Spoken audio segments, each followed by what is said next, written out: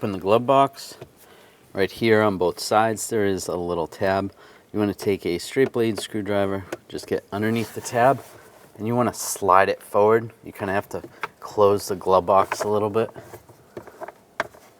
because these are little tabs that hold the glove box from coming too far forward. Do the same on the other side. Just slide it far forward like that.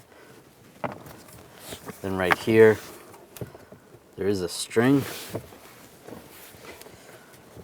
You want to close the glove box a little bit and try to slide this string in here. Can you see it? And then slide this through the hole. Then you can tip the glove box down. With the glove box tipped down, you can just slide the glove box out. You just rock it back and forth a little bit. It's just clipped in the bottom on both sides. Then open the door. You can just use a trim tool or a screwdriver. Slide this to the side. Like that. There's a little clip right here. And then right there. Push that. And slide it down.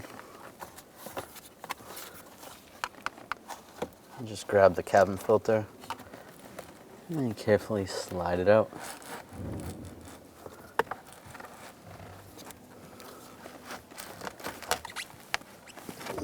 And slide the filter back in. Make sure you have the airflow going in the correct direction. It should be flowing down.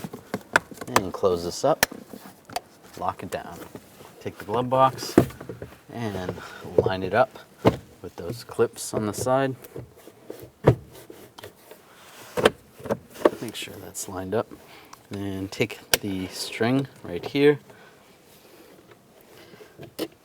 Slide that in position and just go through there. Just like that. These little bumpers go back in place. Slide those in position.